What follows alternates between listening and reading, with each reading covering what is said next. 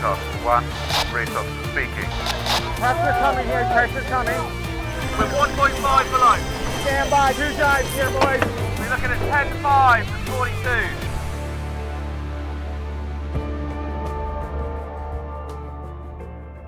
Hi everyone, and thanks for joining us. Well, even although it's most definitely winter, I'm still sitting on the seafront in Cowes, now though fully wrapped up in my cosy down jacket. The hectic Solent is now pretty sparse, just a few hardy cruisers braving the cold, and of course the ferries. We had a 108 miles per hour storm at the weekend. The sea looked amazing, it was like something from the Southern Ocean. Definitely not my kind of thing, but conditions that this month's guest is pretty used to. Our sailor is someone a lot tougher than me. We have history, and you'll get all of that from the chat. I knew even 25 years ago that this woman was destined to do something pretty special in the offshore world. Sam Davies is an extraordinary talent. She's well into her preparations for her third Vendee Globe, and if you've come across shots of her new foiling a Mokka 60, you'll have seen she's a real contender. We met her just before she took on the Rolex Fastnet race, and she went on to finish 5th in an impressive 20-strong fleet of Mokka 60s, and in her own punchy words, deserved more than a 5th place. She's a woman whose happy place is dressed in her full offshore kit, battling the elements. And she's back at it. As I sit here, she's mid-Atlantic competing in the iconic Transat Jacques Vabre. Here is the hour I spent with Sam Davies. One granddad was a submarine commander and the other granddad was a boat builder. My mum used to make roast beef and Yorkshire puddings in Force 8. To be on one of the boats was just beyond my dreams or anything. We had to do a man overboard drill to pick me up in the front of everybody else because we were in the lead. Sam, many thanks for joining me on the podcast. I mean, you're a busy woman. I suspect this year you've spent more nights at sea than you have at land. It's great to finally catch up. It's a pleasure to finally meet up with you, Shirley, after all the years of sailing we did together as well, so that's pretty cool. Your life, you know, as most people will know, is well established in France now, but you're back in the UK for the start of the Rolex Fastnet race. And this is where you grew up, it's where you went to school, where you learned to sail and race, and I guess where you got noticed. What does it feel like to be back here with your foiling a Mokka? Is it, you know, does it feel comfortable or does it feel a little bit weird? No, it's brilliant. I would never miss the Rolex Fastnet race. It's fixed in my calendar and I do everything and make my team do everything to come because it's part of my sailing life. And I think the first one I did was, I think I was 19 on, I was just remembering actually today on a Sun Legend 41 with Tim and Liz Mitchell. The boat was called Helios and it was amazing. Well, one of the first big steps that I made offshore in my whole sailing career. And it's thanks to owners like that who take young, unexperienced, very keen people on board, and so it brings back memories like that, and it's brilliant for me to come with my Mokka Initiative Care, and she's got really cool foils, and I'm really proud that this year we're coming in kind of mass with the Mokka fleet, and it's not just me and a couple of other Frenchies. There's 21 of us on the start line, and we've got our own start. So it's a really proud moment to come back to the UK. I just regret a little bit that I couldn't come earlier and go sailing with all my friends and take them out on the boat and show you guys a bit what life's like on board. But I'm sure I'll find an opportunity soon. I mean, you grew up here, as I said. You know, you sailing with your parents, of course, cruising with your parents, and I guess racing in the keelboat scene here in the Solent. I mean, you're pretty young, Sam, to get noticed, I guess, as a real talent, and particularly as a sort of talented bowman. Yeah, I remember when you phoned me up saying, Sam, we don't know how to take a reef and we can't use a spinnaker pole. Can you come and sail with us? I guess so. I don't remember it as being particularly young or being particularly an amazing feat, because for me it was just what I wanted to do, and I just jumped on every opportunity that I had. And I guess in a way I felt like, to start with, I was a little bit outside of the racing scene because I didn't race in Optimus like everybody else, and I didn't do the kind of British youth squad or anything, because for me sailing was fun and holidays and weekends and cruising and adventure with my parents, and competition was swimming and synchronized swimming. And it was when I kind of got older that I really realised that I wanted to be a competitive offshore sailor, and it was really good, I guess, hooking up with you and the match racing, because that's what linked me, I guess, from the sort of Sunday sailing to more performance sailing, and learning from you guys what you learned in the youth squad and how to race and tactics and strategy, and it was kind of thanks to that I was able to take on a mini transat on my own and do not just the bow. We'll come back to all that, but I can't let you get away with the synchronised swimming. I thought I was going to bring that up as a secret, Sam. I always remember match racing in the south of France, and we're waiting in the sun and no wind, and you jumped in and did this sort of perfect upside down manoeuvre with pointy toes. I mean, it's a bit random, isn't it, for a burly sailor? It's a bit random. Well, I hope I'm not too burly. But I guess I try to keep it a secret, because if you let it be known that you're a swimmer, then you're always the one that has to dive in and take the seaweed off the keel or cut the rope off the propeller. So it's a good thing to try and keep it quiet so that you're not the one that has to go in. But when you're sailing on your own, you don't have the choice. But yeah, synchronised swimming was my sport, but that kind of was because I grew up in a family that was on the sea, and my granddad, one granddad was a submarine commander and the other granddad was a boat builder on Hayling Island. He had a yard. So both my parents grew up in and around boats and the ocean and sailing, and they had a boat before I was born. And so when I was born, I was always, I think 2 weeks old was the age when I first ever was on a boat. People ask me, when did you first step on a boat? And I was like, I didn't step on a boat. My cot got put on a boat when I was 2 weeks old. And so growing up on a boat, when you start to walk, now I'm a mum and I have the same anxiety. The thing you really want is that if your kid falls in, it's going to know how to swim. And so my mum and dad taught me how to swim really early, and I love swimming, and so that's how I became a synchronised swimmer, was because initially it came through the safety aspect of being a sailing family. It was so rare for me. I'll never forget, I guess, the level of seamanship you had at such a young age, because the people that I'd gone racing with, like for example, I remember the first round the Isle of Wight race we did.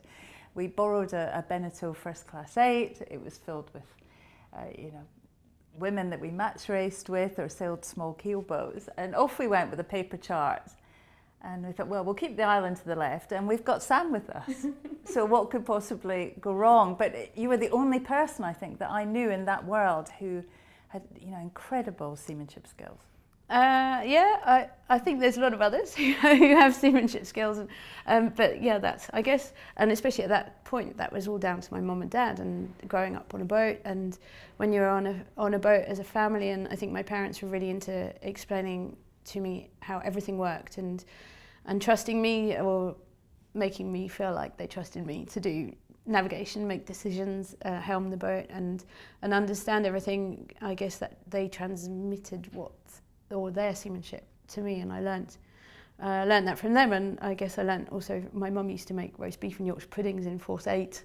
The wind strength didn't seem to make any difference to her, as to that life just went on, and that for me is a real advantage now when I'm sailing quite violent high-speed boats offshore, is just learning that life doesn't change when you're on a boat. No matter what the wind is, you've still got to eat and look after yourself, and that's how you win races that are more on the endurance side than on the sprint side of things. And so yeah, it's thanks to my parents, and I guess maybe something that's in my genes. It's a bit harder now to rustle up the Yorkshire puddings, I'm thinking, in the America. I can't make Yorkshire puddings with a jet boil, but I'm sure you can probably buy freeze-dried Yorkshire pudding now. I haven't found it yet, but... I mean, I remember also from that time sailing with me, I mean, you were not only obviously, incredibly smart and talented at sailing, but you could also, you could really fix stuff really well. And I guess a degree in mechanical engineering from Cambridge University was pretty helpful even then. And when you look back at your career, Sam, how important has that understanding been, that sort of engineering brain? Really important, and I use it every day. And it's something that, for me, I couldn't sail as fast as I sail without that, I guess, knowledge base, and or the way my brain has been trained to think and to not be afraid to take something apart, even if I don't have the manual. And to understand the loads on my boat, and to work with Anne-Claire, who's my engineer in our team. And she works with, well, at the moment she's been working really closely with Guillaume Verdier, who's designed our foils, and lots of other people. We're designing a new rig for next year, and to be able to fully participate in the kind of decision-making side and the onshore side of the design and the evolution and the, I guess just the general upkeep of my boat is really important. But I remember a funny thing of fixing things with you was in the Yingling once, and when something broke, the Traveller broke. I don't think it was a very important race, luckily. And the Traveller broke, and I remember you going, Sam, fix it, fix it, fix it. We were going downwind. And so I remember undoing my hobbles. It was when we had those hobbles to hike out, and unclipping them to run back and fix the Traveller on the downwind run. And then we got to the leeward mark. And I just fixed it in time, and it was really cool, and you were really happy, and I was really proud of myself. And we were like 100% able to go up the beat, and we were in the lead. And as we went around the leeward mark and like dropped the kite and I pulled the jib in and jumped out on my hobbles, and I just hadn't clipped them back on again, so I just jumped straight over the side of the boat. And we had to do a man overboard drill to pick me up in the front of everybody else because we were in the lead. One of those memories that comes flooding back. It's a good moment. Sam, I'm going to take you back a little bit in time to 1998 when you started sailing with Tracy Edwards on Royal and Sun Alliance, an all-women's team trying to win the Jules Verne Trophy. That's the all-out around-the-world circumnavigation record. You'd have been, 24 years old, I'm guessing? You're pretty young. And 22, I think, when I joined them. 22. I mean, how exciting was that for the young Sam Davies? It was like I had to keep pinching myself to believe it was true, and it was amazing. It was amazing. I remember when Tracy said, "Yeah, I want you on the crew," and it didn't just happen like that. And because I knew she'd been putting together a crew for a couple of years prior to that, and having been in the right network and people having noticed me, and so someone said to me, well, you need to send her your CV, and I said, well, I'm doing my degree, and I've got to get my degree. I'm not leaving university before I've got my degree, and that's something I've always stuck to. It was really important for me, and Tracy had already had a base crew. She'd selected kind of the core of her crew before they'd even launched the boat, and luckily for me, I think I came the day they did their first ever sail. So even the core crew didn't really know how to sail the boat, and so I remember not feeling so left out or young or stupid as I probably would have done if I'd come for that sail a month later and they all knew the boat. And then I was lucky again because in the end Tracy didn't find the money for a year until a year after she'd planned to go, and so that actually worked perfectly with the end of my degree. And so everything was right, and I told her the date that I was free if eventually there was a space, and she said, oh well, definitely you can come and try out with us in the Solent, but we're going to the States and we're going to do a record back from New York, but then you can come and try out with us. And in the end I got a phone call from New York because one of the crew had dropped out and Tracy needed someone tomorrow, and it coincided perfectly with the date of the end of my degree at Cambridge. And so she called up and said, can you get on a plane in 2 days' time to come to New York? And I was like, yes. So I just chucked all my stuff in my car at uni. I said goodbye to as many people as I could, and I just set off. And she said, you don't need any gear, we've got all the gear, just bring your boots and some thermals. And so I rocked up in New York with a pair of jeans and a t-shirt with my boots and my thermals in a backpack. And then the weather window shut, and so we spent 2 weeks in New York, and I had one pair of jeans and a t-shirt and my thermals. Manhattan in your thermals. Yeah. Great. But yeah, it was a very good coincidence, and it was just an amazing opportunity, and something.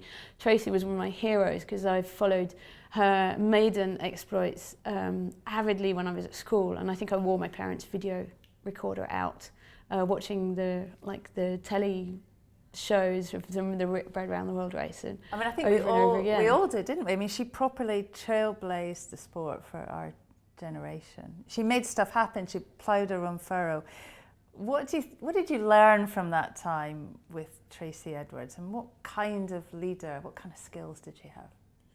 Well, I think first of all, what I learned twice from her, and I think without realising, because at the time when she was on Maiden, and she did all those exploits, amazing things on Maiden, I never even imagined that for me, being an offshore ocean, so I didn't even want to do it. It was way too scary and far to cross an ocean, and I loved the boats, and I've kind of wanted to design them and be an engineer and be involved, but to be on one of the boats was just beyond beyond my dreams or anything. And but I think without knowing it, the fact that she'd done that with her crew connected something in my brain, or ticked a box that had never been ticked before, of making me and probably lots of other women in the same, or girls at the same time, realise that there were things that were possible that we weren't even imaginable at that time. And so that was a big thing that I learned from her without realising it. And then for me, it was just a dream. I finished a few years later in her crew on a multi-hull to set off around the world, and that was just like unimaginable. And what I learned from Tracy was, to start with, the fact that she gave me the opportunity and trusted me, and what she did wasn't easy, and I think selecting a crew I don't know how she even managed to do it, and we were doing something that was so extreme and so never done before, and we were so inexperienced. I would never have dared do what she did, and so I think that's the bravery and the belief in yourself, and in a way you have the same from sailing with you. Is the same kind of thing of this can happen, and I'm just going to surround myself with the people I need to make this happen. And Tracy did that, and then so that was like the before, and the believe in yourself and go and do it. And then on board,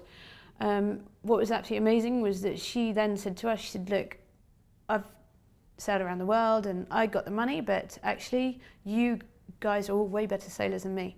And so you manage the boats, and the watch leaders, they are the boss kind of on board in sailing way.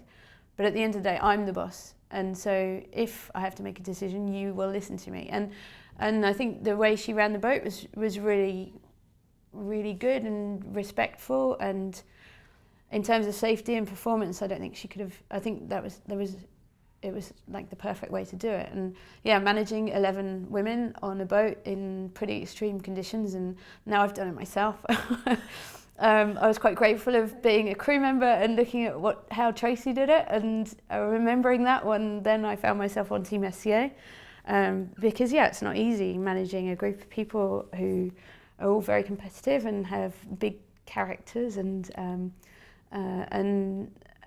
keeping that going and making it work in terms of like competitiveness as well it's not easy. And yeah, she had that skill to do that, and yeah, I learned a lot from Tracy.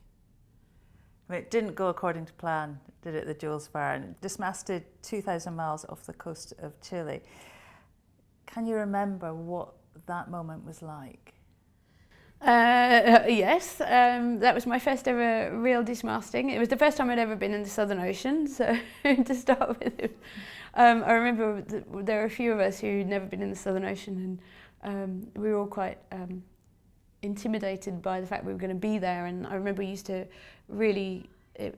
used to frustrate the ones who'd already been there, because we didn't stop asking them, so what's it really like? Are the waves really that big? And is it really scary? And we'd ask them the same questions over and over again, and they got fed up with us.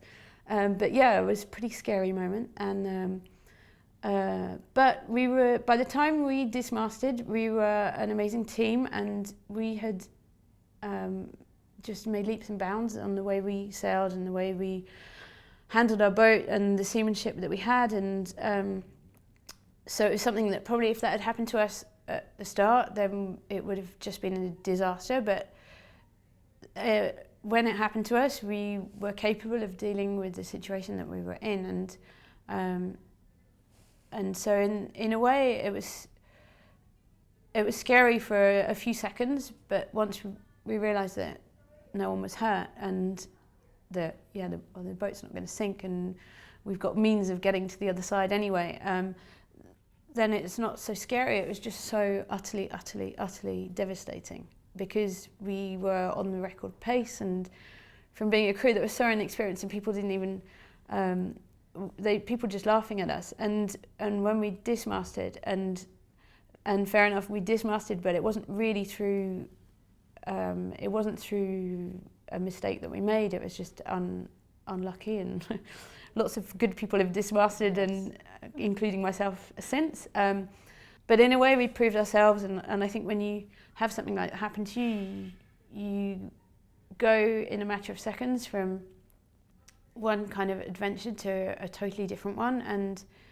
I think we all realised in the 2 weeks it took us to get to land, and luckily we had those 2 weeks to kind of reflect on what we'd done and what we'd achieved, and to get over the disappointment. Then we realised that actually what we'd achieved was amazing anyway, to have even done that, and that we were capable and that we could all go again. And I think it's thanks to that experience that a lot of Tracy's crew went on to do amazing things, and I think that's the proof of how well Tracy picked her crew in the first place.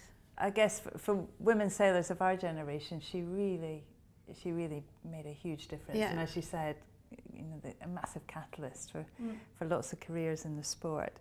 Anyway, back from that, and I'll never forget this, Sam. We were in Miami. You were in the early days of the Yingling, just been picked for the Olympics. We didn't know much about it at all. And I could tell something was really bothering you, and we had a chat.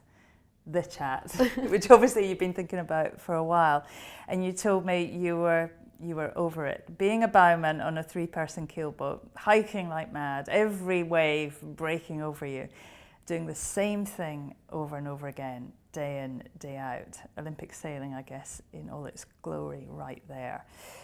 Looking back, why was that such an easy choice for you? Because I'm an offshore person, and I think for me a lot of people find it really hard to believe. They're like, but you could have gone to the Olympics, and I remember you said that to me, and I was like, but I just don't want to, and that's not this, and I could see from all the time I've been sailing with you that there was no way that you would win if I was with you, because it wasn't my thing. And to win, and it's like sailing offshore, if you've got to be 100% motivated on every single day, and that's what I am for doing what I do offshore, and you have to make a lot of sacrifices, and for me the one thing that made me make that decision, or helped me make that decision, was when you see Shirley on the podium with her gold medal, are you going to regret not having been with her? And I was just like, no, because when I see her on that podium with a gold medal, I'll just be happy to have watched and happy to have been part of the process of getting there. But I think, there's no way that you would have got there with me, because I didn't have that drive to be an Olympic sailor, and I had to go offshore, and I couldn't come home and have a shower every night. I needed to go out and be away and not see land on the horizon, and the whole kind of the development side and the engineering side, the technical side of the Yingling and One Design sailing was so, I enjoyed that so much, and the competition side I enjoyed so much, but actually the whole Olympic thing didn't entice me at all, and so I was sad to miss out on improving and becoming a better regatta sailor and racer, and on the technical side, but yeah, I just couldn't survive without going offshore. 3,000 spinnaker drops in a week was definitely not your thing. I mean, quite quickly, Sam, solo sailing became your thing. What was the draw of that, looking back, sailing alone? It's a good question, and I think it's a bit of a drug, and you don't really realise, and it's hard to explain to anyone who hasn't done it before. It's all about going out there, and when you do an offshore single-handed race, you do it totally yourself, and you have to do everything. So you are the bowman, and you're the driver, and you're the tactician, and you're the trimmer, and so when you finish, and to start with, it's just making it around the course, and you have just this immense sense of satisfaction to have done it, and you've done it all yourself, and it's just a challenge to get around, and the challenge to survive, and especially when you have like a breezy race, and when you're out there, you have the sleep deprivation challenge as well, and you don't believe that you can do that without sleeping, and then you suddenly discover that your body is capable of doing things or going way beyond the limits that you thought that you had. And once you start making it around the course and getting across the finish line, then you're like, oh, maybe I can try and be competitive now, and then it's the next challenge. And then when you do win races offshore, and yeah, you did it yourself, and you're like, yeah, I did that. And then when you mess up, it's your own fault, and there's no one to blame, and there's no one to say, oh yeah, but they did this, or they made the wrong decision. It's no, I did it, and I messed up, and you learn so fast, because you learn by your mistakes, and so you have to go out and train a lot so that you don't make the mistakes during the races, and you make them before. But yeah, it's that challenge of having to master every single aspect of racing, and of sailing a big machine offshore. And now when I've done the Volvo as well, and I'm really lucky to have been fully crewed sailing around the world and single-handed sailing around the world. And it's when you race on a boat with the Volvo, or the ocean race now, and then you get to race with people who are experts in every single discipline on board. And I learn so much from every single one of the crew I sailed with, because they were all experts and better than me at every single division that they had on the boat. But when you're a solo sailor, you can't expect to be that good at everything, because you have to do everything. And so yeah, it's about finding that balance and trying to be as good as those people as you can, but knowing that you've got to do everything, and finding the priorities to get which bit you've got to spend time working on to make your performance get better. In the changing rooms, people are knocking on my cubicle whilst I was getting changed to have an autograph. Dismasting an IMOCA single-handed is something that you can't train to do that. To win the Vendee Globe is it's almost beyond even imagining. With something like the Vendee, it's hard to sail, but we often talk about, the race to the race, to get to the start line. It's a massive undertaking to get to that start line. Just think back to those Roxy days, how hard was it pulling a Vendee Globe campaign together? How did you approach that very first one, and I guess how tough was that? When I look back on it, actually the Roxy campaign was easy in inverted commas, because I was lucky enough to have Roxy come and headhunt me. Cool sponsor. Yeah, a really cool sponsor. And so it's very rare that a sponsor comes and knocks on your door and says, I want you to do a Vendee Globe. And for sure, the leading up to your first Vendee Globe is really hard, because you can't learn how to do that in a textbook. It doesn't exist. And you can ask the experienced guys and the ones who've done it before and try and get their tips. And I did a lot of that. But then after the Roxy campaign, then I wanted to do the Vendee again, and I thought, after her coming fourth in 2008, and I did a really good campaign in the media with Roxy, and it worked really well, and we had a lot of success. But they unfortunately couldn't carry on for financial reasons, and I thought it'd be really easy to find another sponsor, and it's just not. And that's when you realise how hard it is.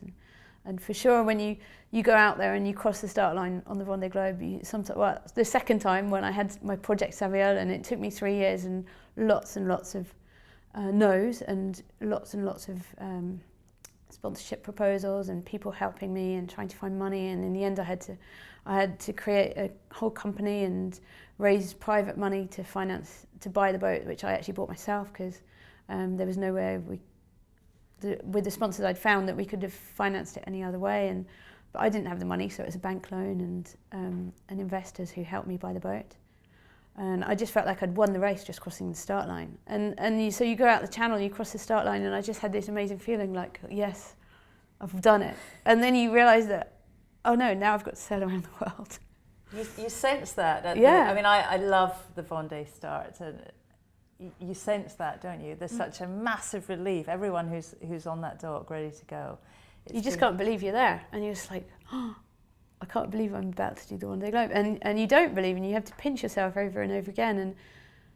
And I do remember the first time I did it, and that's with Roxy, that feeling of, oh my God, I'm going to do the Vendee Globe, and being so overawed. And luckily with Nick Maloney, who'd done it the 4 years previously with Scandia, and they were my sponsor too, so I'd kind of experienced his Vendee Globe with him, and I was lucky enough to be in the channel, Les Sables as he went out on a spectator boat and with all the Scandia sponsors. And I remember the emotion of the channel, and I was just overawed by it. And then when I realised I was going to do the Vendee Globe 4 years later with Roxy, these memories of the channel came flooding back with Nick, with Scandia, and I was just like, oh my God, I'm just not going to survive that.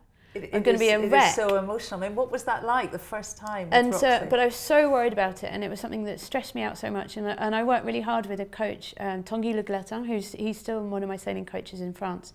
And I worked really hard with him on this kind of sport, the sail trip, the performance aspect. I was so ready with Roxy to go. I just felt so confident and just peaceful, and I knew that the Vendee was just going to be so cool and fun, and I was ready and I'd done everything. And I remember talking to him, and he was like, "Now what? Is there anything you're stressed about or worried about?" And I was like, "Well, no, actually the start."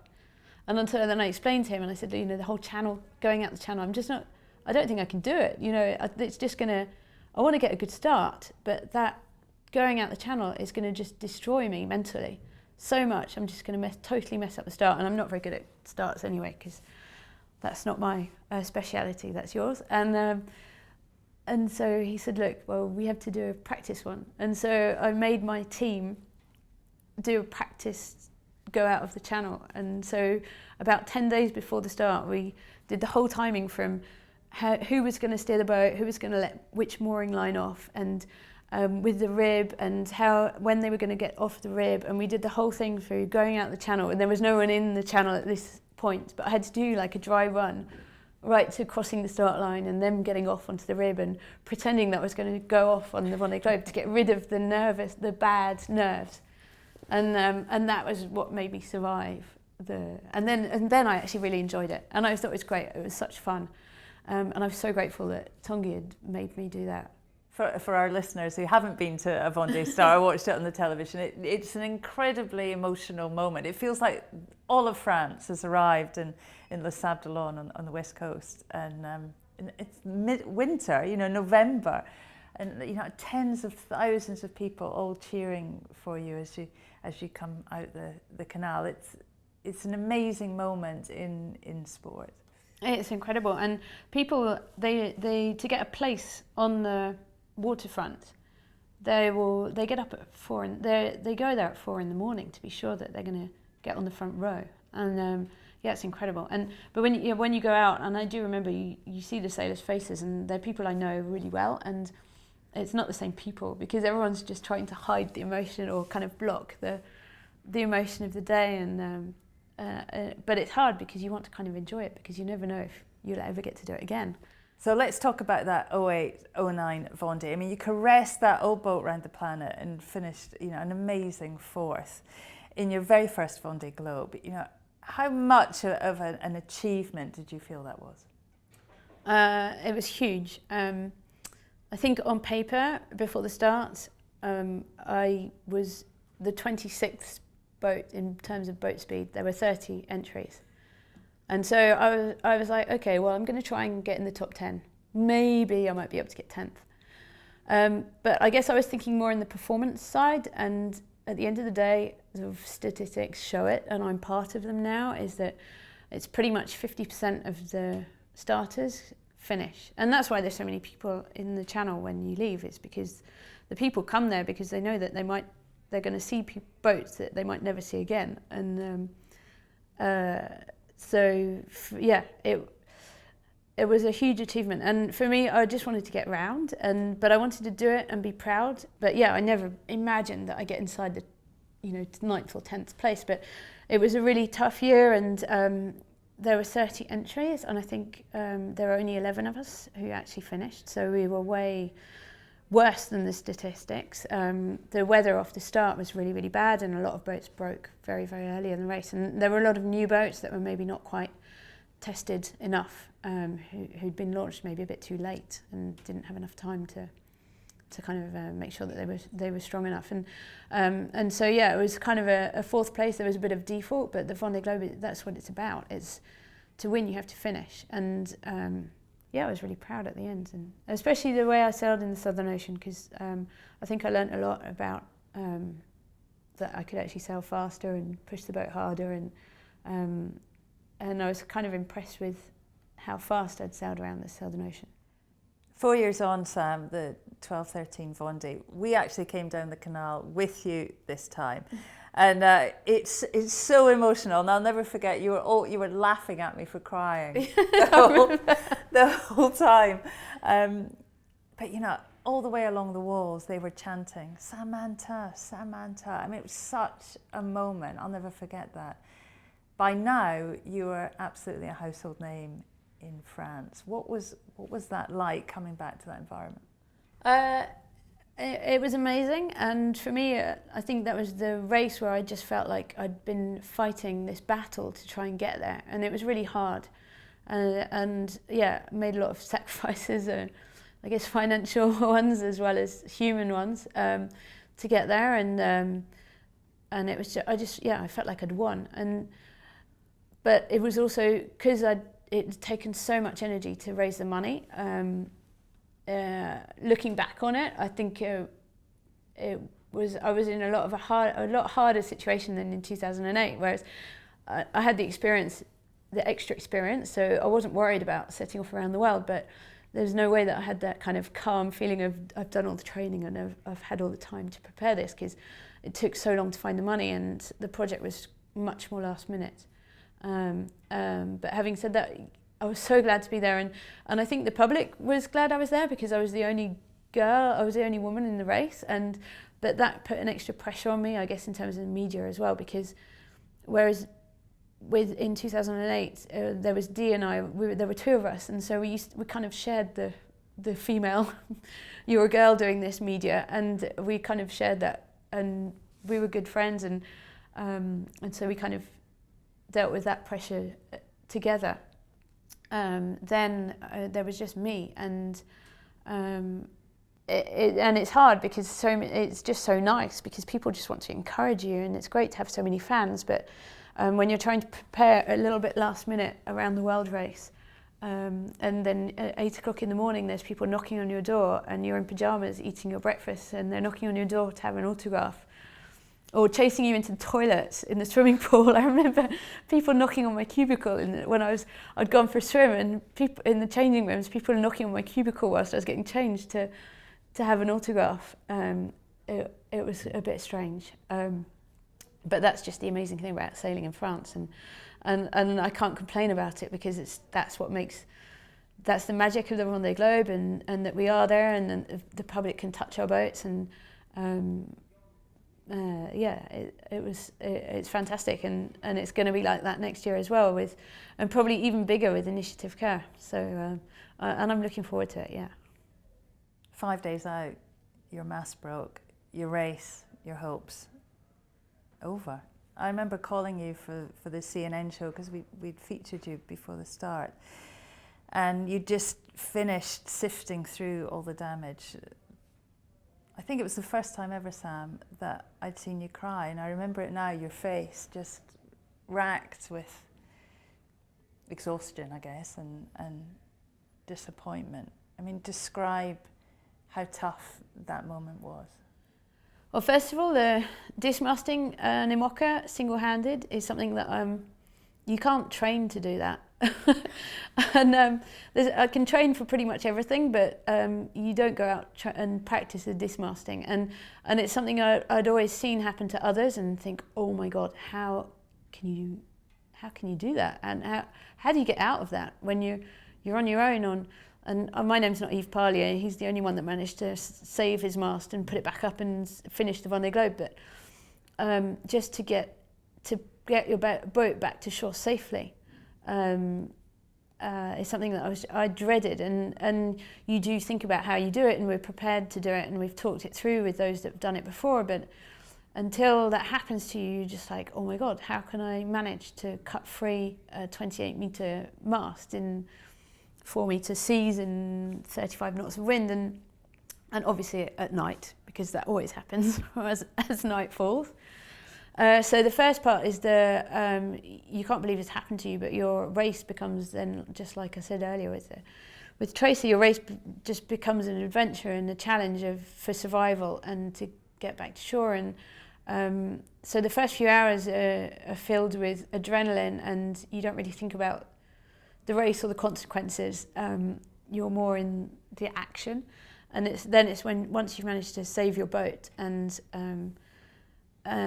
save the bits you can and cut the rig free without injuring yourself, and get to land. And luckily for me, I wasn't too far away from land. And then you realise, and that's how it's so disappointing. And I think that was even harder because it'd been so hard to get there in the first place, and so many people had helped me, and I just felt like I'd let all those people down, and it had been so hard to get to the start, and I was just so looking forward to sailing around the world because I love that bit.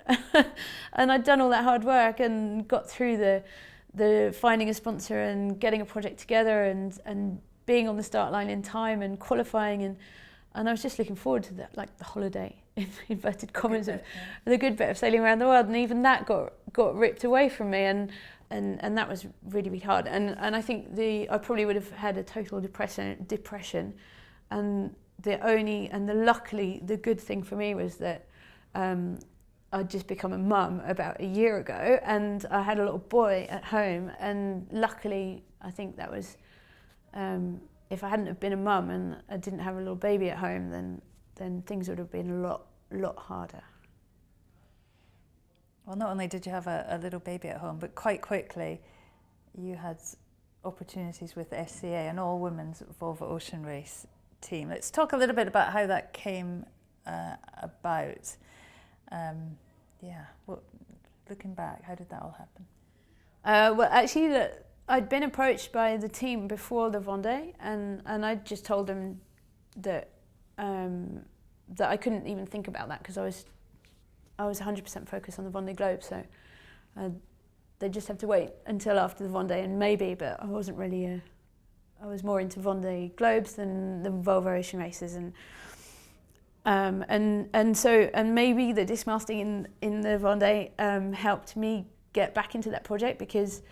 Once I dismasted, all I just wanted to do was go back out sailing again, because in a way I didn't want to scare myself away from doing that kind of project again, because I was so disappointed with what happened, and it was a bit like I need to get back out there as quickly as possible to get back on the horse and not scare myself away, and I knew that the team SCA were starting sailing the Volvo 70. And so I just called Richard up straight away and I said, look, I've changed my mind. I'm back early. Can I come sailing with you? And totally honestly saying, look, I just need to go sailing because what's just happened to me was really bad, and I can't bear sitting at home watching all the others sail the Vendee Globe. I need to get out on a boat so I can forget about the Vendee. And so that was how I got into the Volvo. It was more. Not really out there to desperately try and get on the boat. It was more just to go out sailing and enjoy being on the ocean again, and forget about sponsors and projects and investors and raising money and managing teams, and just just not worry about all that and go sailing. And that was the amazing thing about that project, was because there was other people to worry about all that, and we just went sailing. I mean, Sam, you're never happier than when you're on a boat. I mean, there's always a massive grin. I remember with that project, they were really late to pick a skipper. It wasn't like anyone necessarily obviously, rose to the top to be the leader of that project. And eventually they picked you. And I always felt perhaps that you were slightly reluctant. I mean, it's a massive role in the Volvo Ocean Race. It's not just about sailing and leading people, is it? It's a huge undertaking. I mean, now a little bit of time's passed. What's your thoughts on that role and that time in your life? Yeah, and you're right. And I was reluctant, and it was something I said to them. I said, look, there's no way I want to be the skipper, and especially after what had just happened to me in the Vendee, and I just wanted to go sailing and not have really much responsibility. And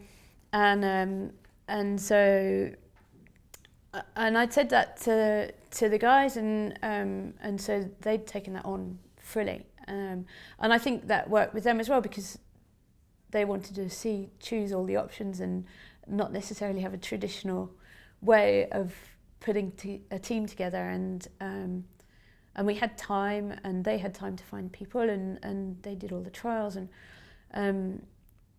but then looking back on it, when they did choose me to be the skipper, it was way too late. And I think they probably admit that now, because it's really hard for a team to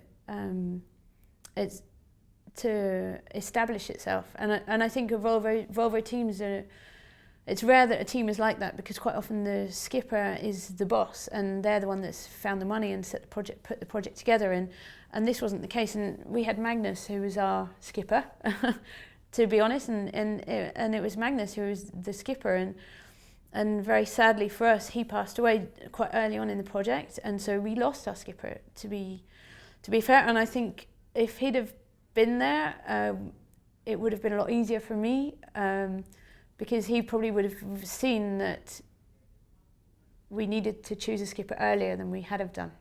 We're not going to talk too much about the Volvo Ocean Race, but I'm keen just to get a feel for, how tough those 2 years were for Sam Davies. I mean, it's an extraordinary, difficult, all-consuming role. Tough and just so amazing as well, because I learnt so much, and from sailing with amazing gold medalists, world champions, expert trimmers, expert bowmen, expert boat captain, and that was amazing as well. But yeah, it was really, really hard, and I think everyone that does a Volvo has the same experience. And for sure, the skippers have that extra responsibility, it's physically it's hard and physically it's tiring. But I think for the people who have the extra responsibility, so maybe watch leaders, navigators, and the skippers, there's that extra mental, I guess the stress, the responsibility, and the kind of management side is really, really tiring as well, in a different way. And it took me about a year to recover. But I kind of planned that was going to happen, so it wasn't a surprise. But it really did take me a year to recover. And yeah, I knew that after the Volvo, I wouldn't really be able to do anything competitively for a year after, and that was true. Yeah, and I think for me, one of the hardest and one of the most satisfying parts was learning to be a skipper and a leader, and with my team we all knew, and they knew that I was learning and they were learning to be a team, and so we kind of did it together and learned by mistakes, and I had a lot of help from the team, and then from people like the HR manager in SCA helped me a lot in team building as well, which was really good. And she came to a couple of the stopovers and worked with me. And she's not a sailor at all, but in kind of people management, I learnt a lot from her. And one of the things which is maybe easy to explain is the responsibility side. And we were sailing in the Southern Ocean and on the difficult legs, and you're responsible for getting your crew and your boat across the finish line in one piece. And for me, that was the priority. And it is a race, and we're out there to perform and to try and win. But as a skipper, you know that you have that responsibility to get everyone uninjured and everyone across the line. And in that race, and sadly, sometimes that doesn't happen, even to this day. And for me, that was the hard bit. And when you can control how you sail, and you make the decisions as to what sails you put up, and when you take the foot off the pedal, off the gas, and so you can make those decisions. But when you've got a really, really competitive crew behind you, sometimes when you tell them that no, we're going to take a reef, and they think that it's fine, and maybe it is fine, but you don't know, there's no way I want to find out the hard way, because basically that means very bad news. And so they're not the ones that have that responsibility, so they're quite happy to push, and that's really hard when you have the pressure of all those competitive people on your boat pushing you to keep pushing, but you have that responsibility to take care of everybody and get everyone to the finish. And it's that you're talking about life and not just a race. And that was what I found difficult, was managing to explain that to my very competitive crew occasionally. And luckily it was only happened a couple of times, but and I think they realised afterwards, and after the race, and I had a couple of people coming up to me saying, yeah, okay, yeah, you're right, and maybe I complained a bit too much, but there's no way I wanted to have been in your shoes. And I think that's one of the hard things, and that's one of the hard things for the skippers of probably the boats that have less experienced crews, and which is what we were with Team SCA. But it was an amazing experience, and I learnt so much about being a leader on a boat, and being a leader in general. And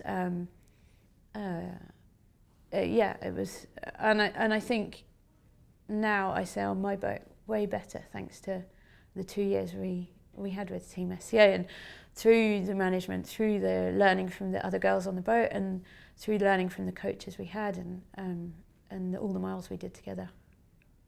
Do you think that addition, that team, your team, had a positive effect on opportunities for women in the sport? I hope so, and I think from the feedback we had, it's really true. And we had so many messages from not just women, and not just about women in the sport. Even we had messages from women saying, "Look, I saw you and what you've been doing, and I've been so scared. My husband always wanted to go skiing, and I'm so scared of the mountains. And then I saw what you girls do, and so I decided to go skiing." And people just making, and people sending us messages about choices they made in their career, and so not just in sailing, it was in women in general, and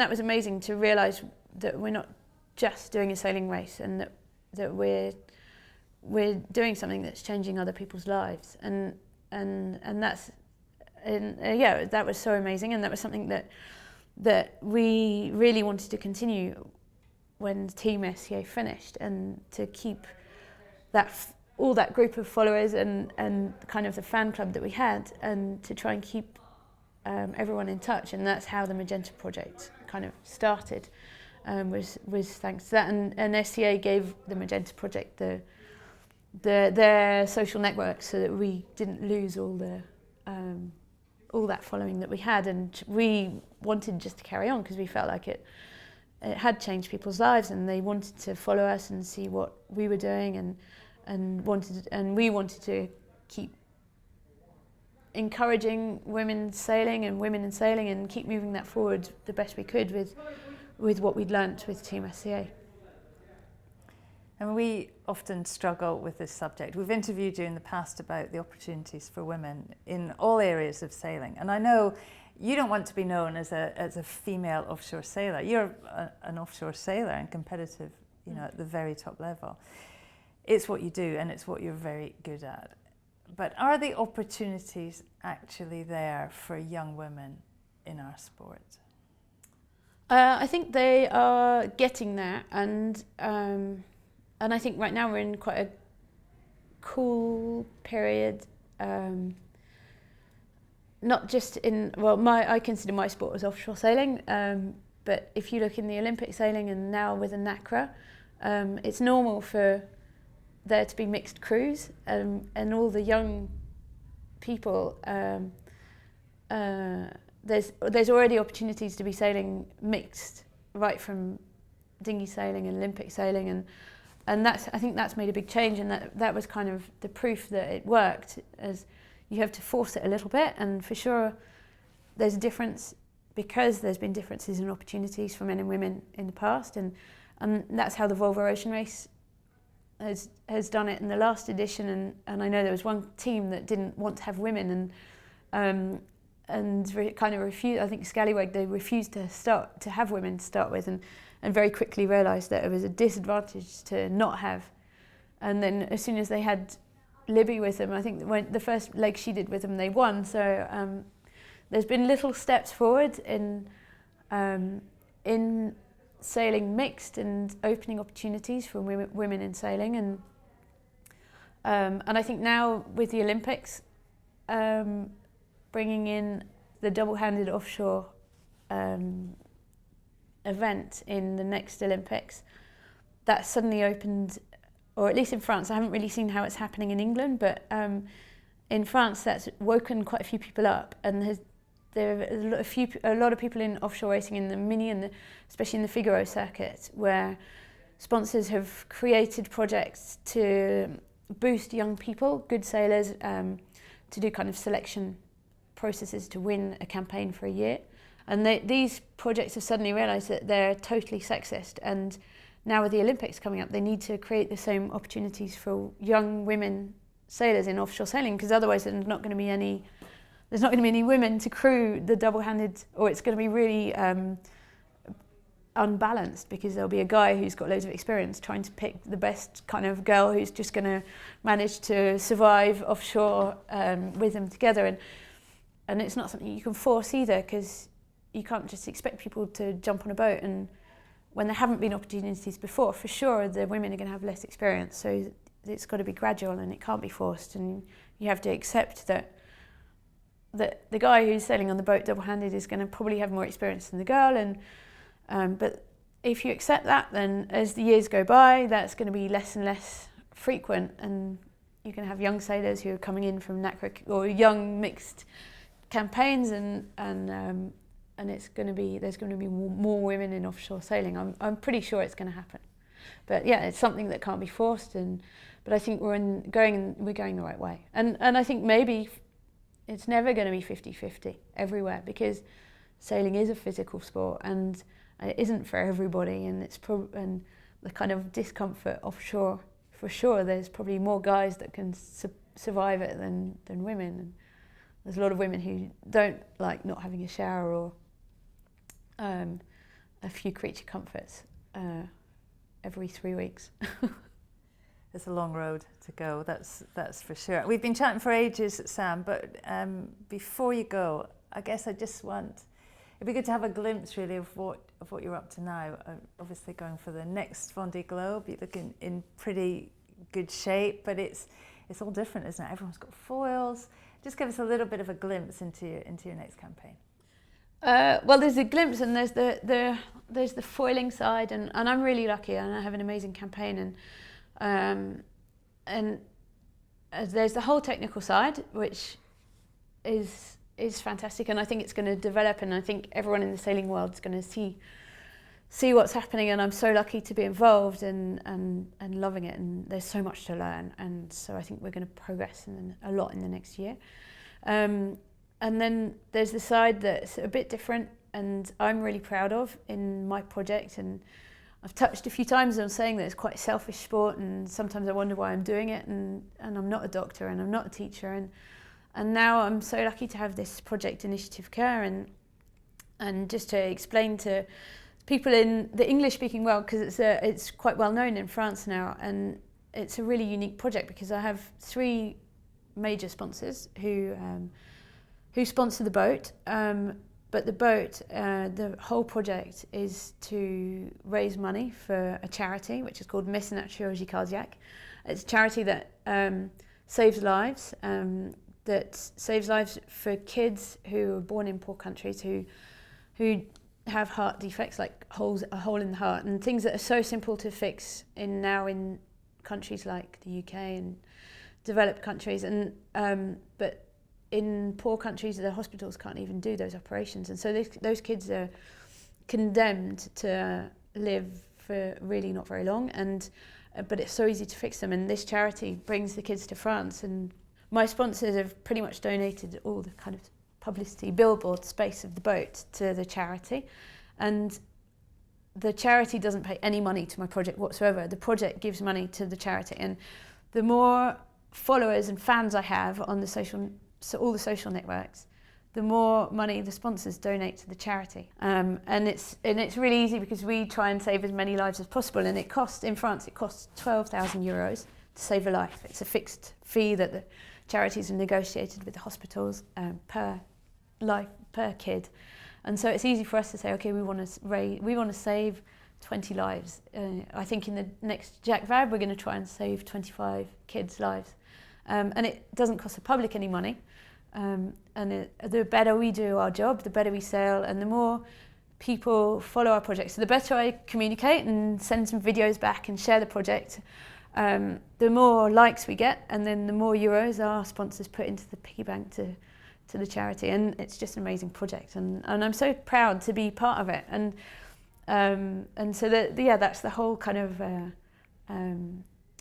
the whole, I guess, communication side of the project. And it's a great charity, and there's an amazing buzz. We were at the start of the Route to Rome, and there's this whole energy, I guess, around a grandeur campaign, and there's kids everywhere, and it's a really fab vibe. But next year it's a race. Yeah. It's a big race. I just wonder, when you think about it, do you think you can get yourself in a position to win the Vendee? And I know so much has to line up. All the stars have to align to make that happen. But what would it mean? I think to win the Vendee Globe is just it's almost beyond even imagining, because I guess maybe with my statistics of finishing one in fourth place, and having finished in fourth, I've proved to myself that I'm capable of winning for sure. And then having abandoned the race after only 7 days puts everything back to reality of, yes, to win you have to finish. And for me, I have to finish this Vendee Globe. And that is, for me, I'm not just out there to win, in no way. And so yes, there are some compromises that I will make to be sure that I finish the Vendee Globe, but I'm really lucky to have a boat that's competitive and a budget that can make or keep my boat as competitive as possible.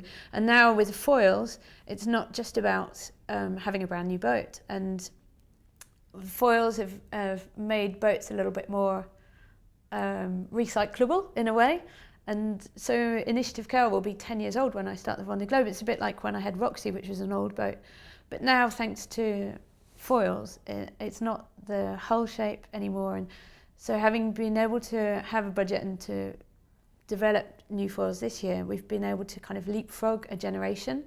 And hopefully I'll be able to keep Initiative Curl as competitive as all the last generation boats, like such as Maître Coq, Bureau Valley.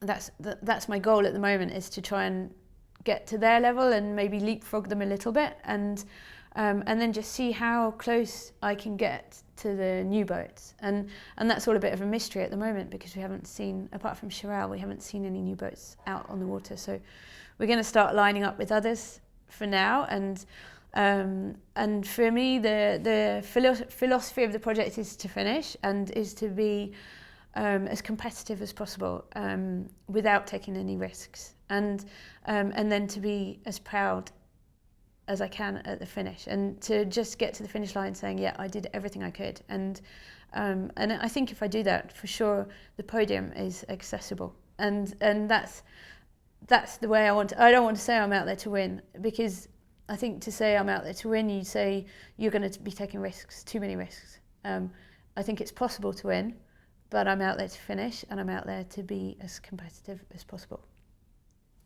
Sam, it's been an absolute pleasure to chat. Thanks so much for your time, and best of luck, well, not just for next year in the Vendee Globe, but for the Rolex Fastnet race, which you're about to start. Well, I know, I need to go tomorrow. and do some shopping to buy some fruit for the race. Thanks for your time, Sam. Thanks, Shirley. It's been great catching up. I hope you really enjoyed Sam. To me, she seems more on it and better prepared than ever.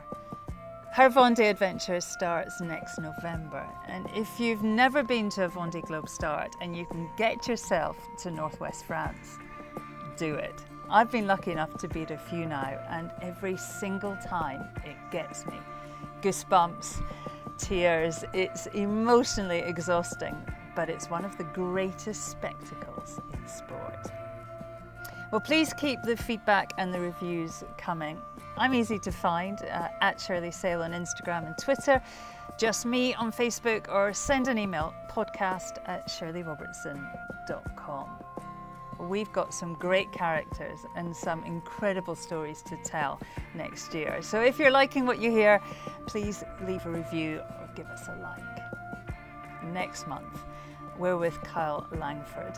The Aussie sailor may be only 30, but has already rocked the America's Cup and Ocean Race world and is fully in demand.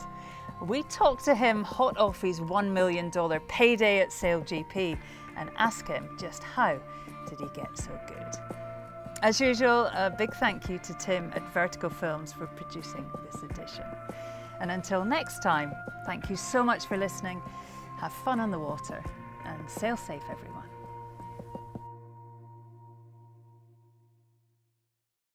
This is Castle 1, race officer speaking.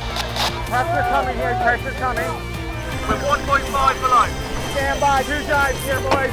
We're looking at 10.5 and 42. This is Castle 1 standing by. Out.